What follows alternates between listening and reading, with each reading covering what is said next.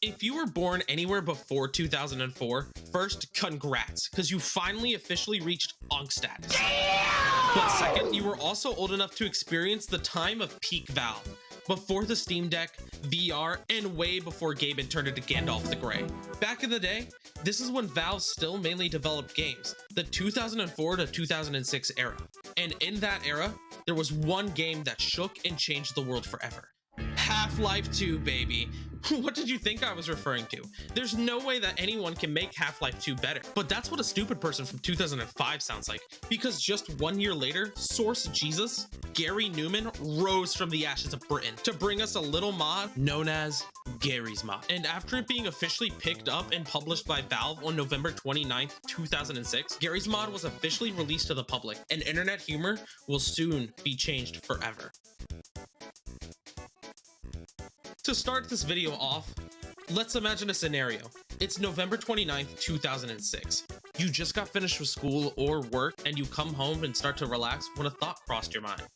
Someone you talked to earlier was saying something about Valve releasing a new game today, and that it was relating to Half-Life, and obviously thinking it was a sequel, you quickly log onto Steam to see their new game. Garry's Mod? That's not a Half-Life sequel, but I definitely see G-Man on here. Also, the graphics look similar. What is this game? So, you decide to buy it. And after it's done downloading, you load into a single player game on the map GM_construct and start looking at what you're working with.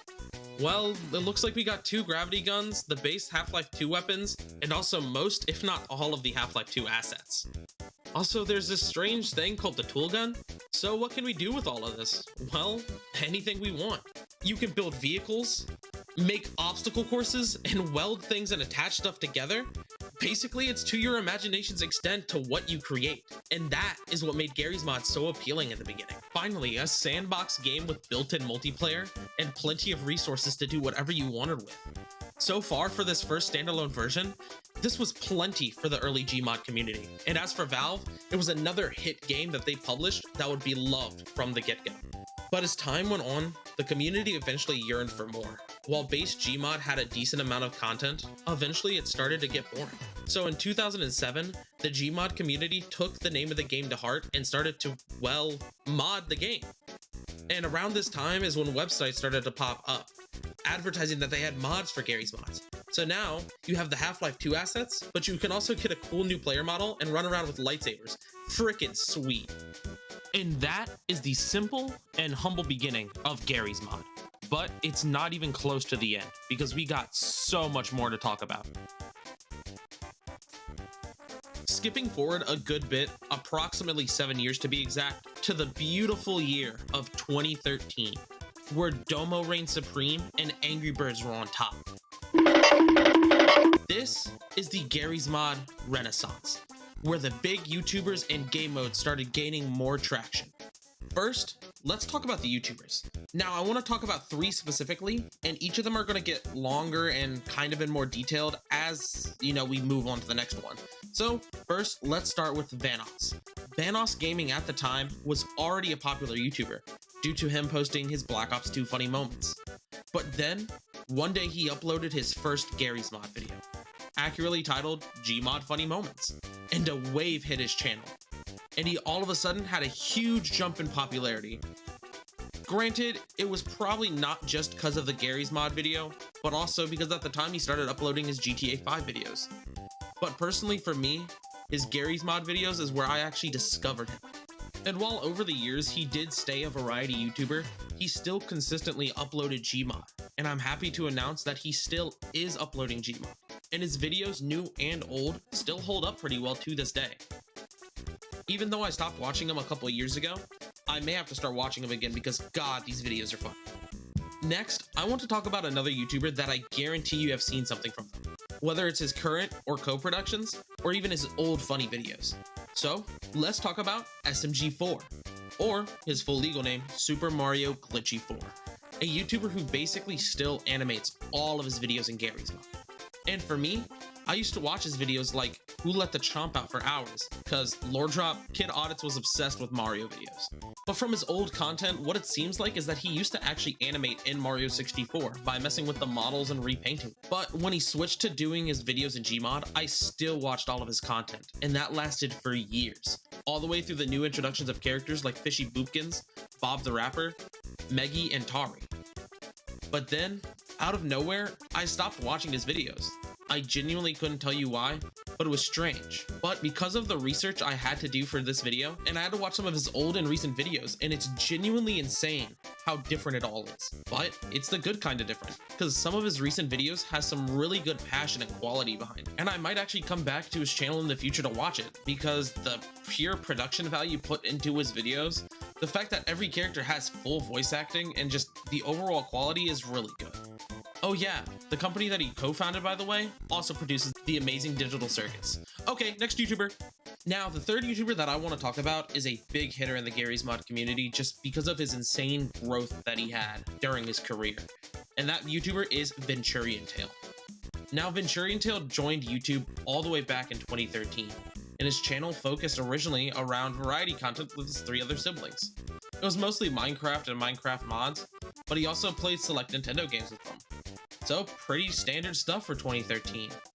But the fact that he made videos on Minecraft mods showed that in the beginning, he loved taking games to their limits.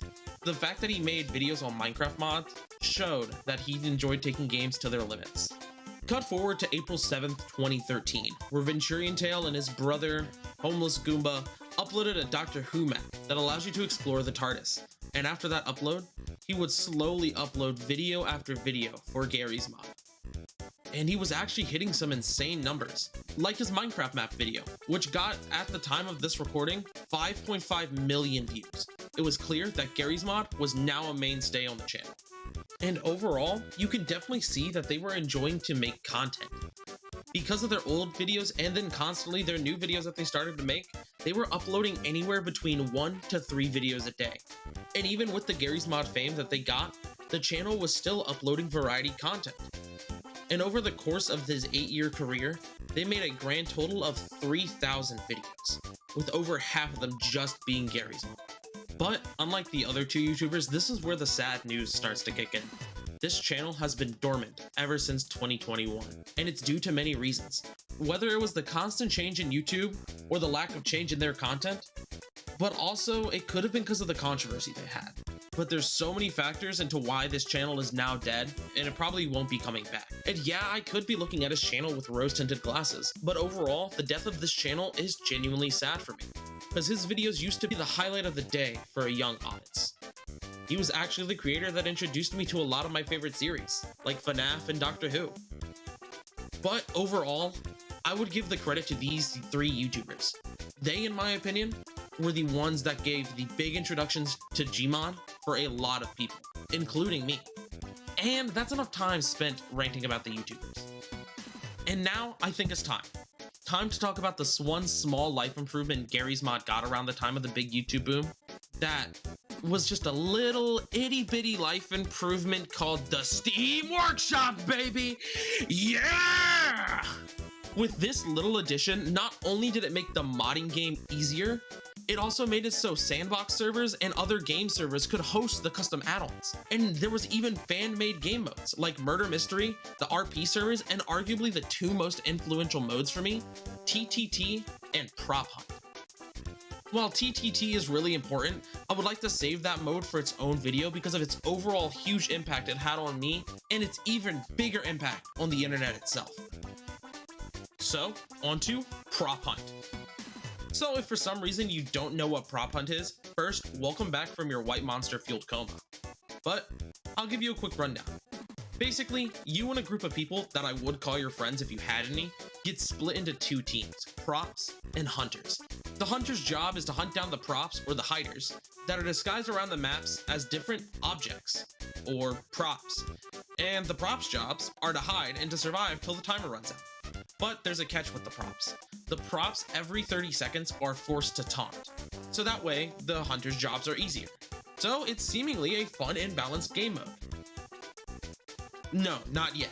That's later in this video. And even though it was such a small part in the huge add-on ocean, this mode was everywhere in the Gmod community, and especially in the YouTube scene. Literally everyone played it, including bigger YouTubers like Markiplier. Gotcha, you're a water cooler, ain't you? And don't fuck kids. And it was and still is insanely fun.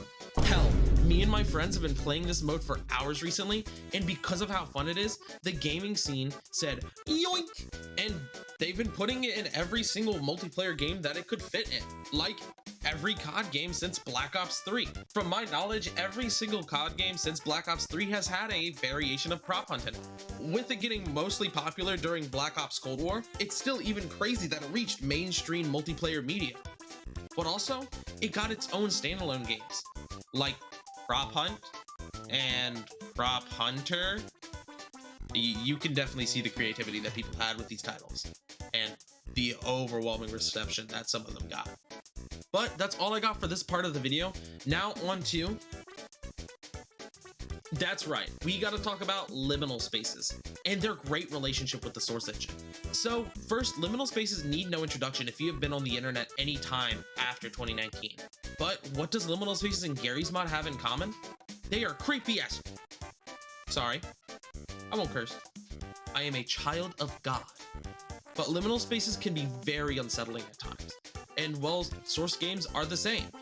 I mean, the many videos saying that source games are creepy when you're playing them by themselves should basically show you that we're all in agreement that they both give off the same uncanny, familiar energy that liminal spaces give off. And it's also why the big liminal space boom of 2019 infested Garry's Mod. There were so many add-ons created, whether it was of maps of the back rooms or of different liminal spaces like the pool rooms.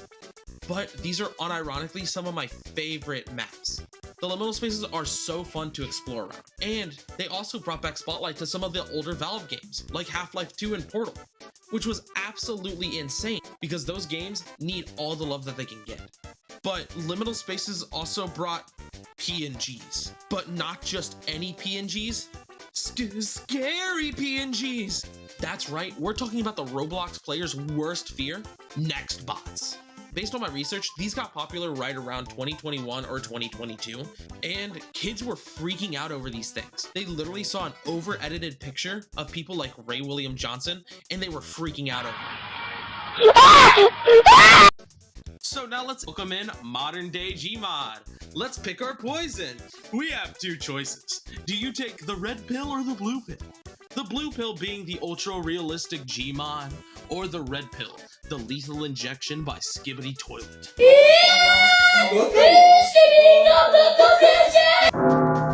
As you can see by the background footage, I took the military pill, because I love the constant slop of fast-paced combat, and while the red pill is very tempting, I feel like Skibbity Toilet has to be addressed in its own video.